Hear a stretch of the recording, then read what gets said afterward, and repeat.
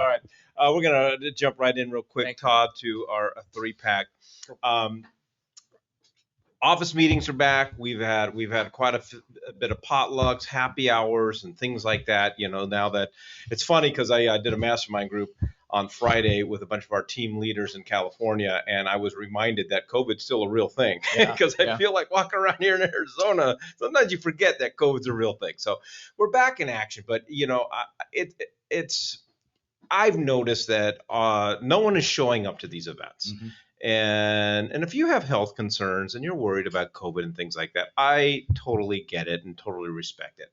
But on the flip side, if you're just not showing up because you don't want to show up and you're being lazy, you're really, to me, missing out on some opportunities. And as the holidays come and more events show up, I pay very close attention to the different events that we have, and I try to show up as many events as I can, and for very specific reasons because I think there's a lot of opportunity. Number one, I think for us, we need to avoid isolation. This business is not meant to be done alone, especially when our competition has got billions of dollars at their disposal to be able to outmarket us and outstaff us.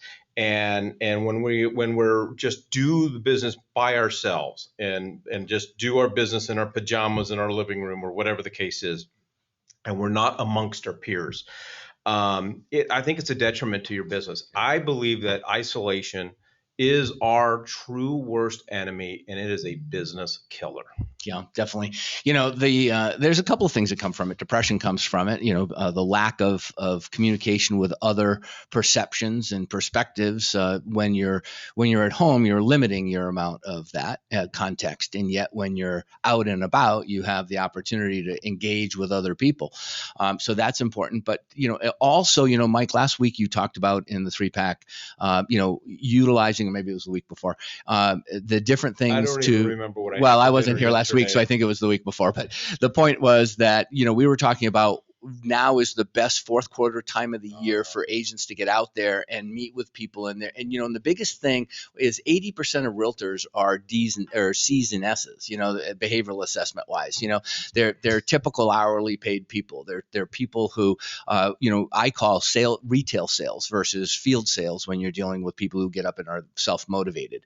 And the problem, and at least what we're seeing in the marketplace is, we just become complacent with not doing anything. And then we start wasting time because the amount of time that we have available is huge, but we start letting these things that don't affect our business expand into that market, into that time. But I think ultimately, now is so speaking to 2 weeks ago, we were talking about excuses for you to get out there and have conversations with people. Well, there's tons of information. Today's slides are going to be even more important than ever. But in a few minutes, when we have an opportunity to meet our new commissioner, and you'll be able to say something nobody else is able to say right now. You're going to have a week or two, before the commissioner's on another talk show, probably.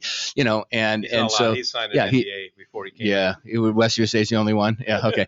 So, but anyway, so to that point, I mean, the fact is these are all things you can't be a friend staying at home alone. Second thing is network with fellow agents. This is when I take a look at when I got my real estate license in December of 2002, and I'm doing okay.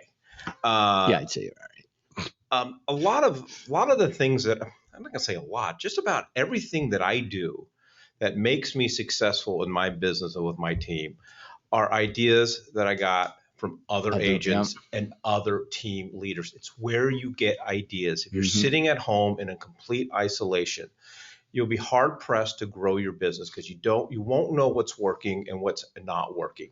Being around other agents provides mastermind opportunities. I remember when COVID first hit and we're all going, what do we do? I mean, just with the network that Ryan and I had built here at West USA, we immediately were on weekly or biweekly or, every other week, mastermind groups with the other team leaders here at West USA going, okay, well, what are you doing? How are you going to pivot through COVID and so forth? And it's also a source of business opportunities. My partnership with Ryan is derived because of our networking and getting out and meeting people and having relationships. And then in this market, I have agents that call me, text me, and email me now because of the relationships that I've built with them to let me know about their off-market listing that's about to come on the market and give it, and it puts me in a position where I'm able to give my buyers an opportunity to jump on something before anyone else knows. Mm-hmm. But it's all because of getting out there, being at these events that we have, and just flat out meeting other agents and networking with them. Yeah, I don't know really, Mike, that I can say it any better than you just did. So, but to say, if you want to have something be different than it was this year, you got to do something different next year. Well, I just want to really quickly, we put a lot of different events on the calendars recently. I know 2 weeks ago we had 9 different events, one at almost every single branch that West USA had. And we're getting roller coasters. We get some peaks and some are low, only a couple people showing up. But what's consistent is the conversations after the event is over. Yeah. So those that are on Zoom, and I totally appreciate not wanting to be in a group setting right now, but as you turn the camera off, the conversations with your peers and your fellow agents are happening generally after the event is over. You're not going to have that when you're on a Zoom call. You can't talk to different groups of people. And so that's when I see a lot of the relationships, a lot of the ideas being passed around. I can't think of one happy hour that I've gone to one that I haven't had to Uber home, but that's another problem. But that I haven't walked away with an idea or something that somebody else is doing. If you're leaving a happy hour without an idea, you're not going with an intentionality. Exactly. It's not to have a drink, it's to learn. Exactly. And network with your industry partners. This is one of my pet peeves. How we tend to treat our loan officers, our title reps, our home inspectors.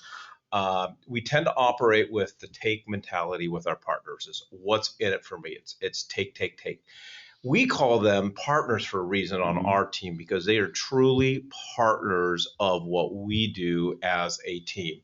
And I think for agents, you either see them as servants or as partners. Yeah. And when you see them as servants, you tend to treat them as servants. And I think you're missing out on opportunities. The opportunities and the amount of money that our partners have made us because of our unique relationship with how we treat them. We try never to let them buy us drinks or lunch or whatever the case is. It's they do so much for us, but they have so much more to offer than simply open house flyers, cheesy bagels, and vision board events. If that's all the value that they bring to you, it's on you because you are not building those relationships. And you're not asking the right questions either. The fact is, what crisis things happened to you in your home warranty business this past 10 days?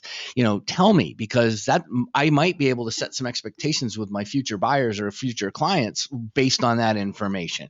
Or, to the next person, maybe the home inspector, or, oh, wow, you're having a hard time getting second trades out there after the initial inspection because everybody's shortening an inspection period from 10 to 5 days. Duh. But if you know that, then you can tell your clients, here's the issues that are happening in the marketplace. Don't do this. There's so many benefits and value that comes from having a conversation with our trade partner. And I'd say this, just, treat your partners like you want your clients to treat you. Here's my biggest pet peeve. I don't know how many agents will sign up for an event. Oh, gee. And where our partners are bringing bagels and coffee and whatever, and not only just not show, but don't call. Yeah. And it's okay, but then if they go out to show a home and someone doesn't show, they're all upset. They're all upset. There's no, in my mind, there's absolutely no difference. Yeah. Wow, that's two-faced, right? Anyway, so attend, show up, network, and if you got a really good idea and you see me at the next happy hour, share your idea with me. I'm willing to learn. So the title of this, Showing Up for Office Events, though, you're a 3-pack today. So I just want to bring it up to the fact that, yes, to Nick's point, we respect you if you don't want to come, but if you don't want to come to it, don't sign up for it. I think that's the ultimate point. Yes.